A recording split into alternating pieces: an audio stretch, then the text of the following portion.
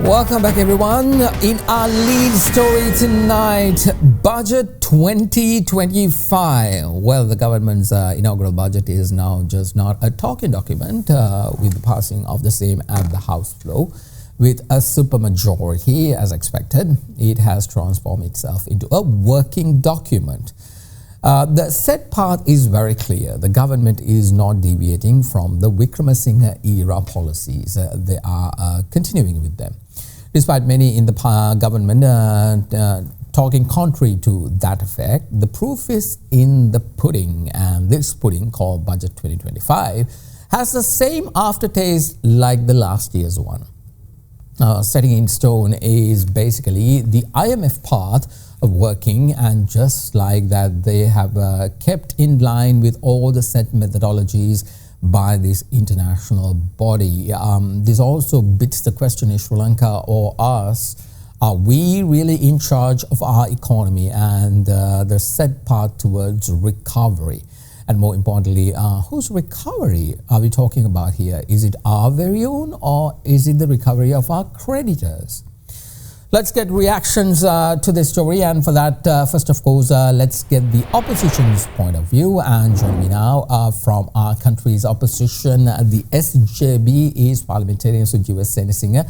Thank you very much, Parliamentarian, for your time. Appreciate it. Let's break down the budget presented by this government. Are you satisfied as a party? I wouldn't say I'll be satisfied. No, Johnny. I think the laymen will find it hard, because they were expecting a lot. There were so many promises by the government.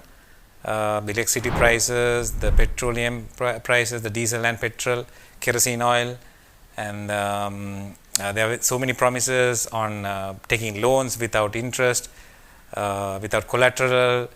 So nothing had been delivered by the government except for the slight wage hike.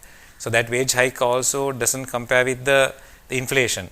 The inflation has skyrocketed over the past few years. Now it's a bit low because we have already come to a standstill in inflation has gone up so much. So with that inflation, I don't think the price hike is reasonable. So for those reasons, and the private sector, they said 40% increase of the private sector salaries, and that has not happened. So without production, without manufacturing, without a proper plan, the next year will be even more difficult. Parliamentarian, now that this budget has passed the final hurdle and basically with its initial proposals intact, what do you think the trajectory of this nation would be as it continues to be implemented? So this is a problem, because this government, I don't know what they believe in. It's a bit of a Marxist sort of ideology they started with now, but now they are pro-Western open economy and liberal. And inside the party also they have issues. Lal Kanta says one thing, Anur Kumara says another thing, and the Malimawa MPs say one thing, the JEP hardliner Stilwin says something else. Adani has left, and the dockyard, the Japanese are leaving, and then the Australian petroleum, they have left. So none of the investors which were planning to come, because they have a stable government, and we expected a stable government can encourage a lot of investment to come into the country, but that has not happened. So without the investment, without manufacturing, there's no plan for manufacturing. Only 0.4% have been allocated for manufacturing, when it was last year it was 0.7%.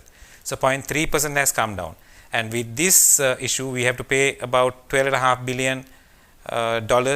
It's about $5 billion they have to pay on debt repayment, sovereign bonds and swap facilities, and then the budget deficit is about $7.5 billion. So altogether $12.5 billion, they have to find this money from somewhere. So I don't see where they can find this money, and their target was to improve the exports from $12.5 billion to $19 billion, and I don't see the plan, I don't see the platform, I don't see a way forward in getting that target achieved.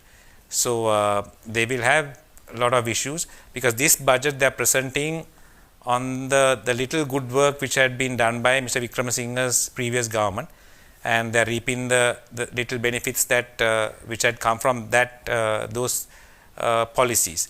So there are policies which they have taken within these 5 months we'll see the fruits in about another 10 to 15 months.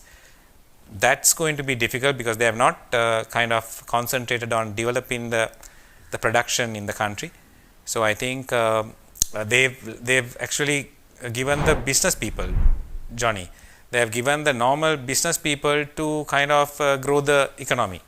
The private sector has to grow, and they will do a little bit of work, but the government involvement in that is, I think it's very, very minimal. Absolutely. Well, let's leave it at that. That was opposition parliamentarian from the SJB, Sujeewa Senasinghe. Appreciate it, sir.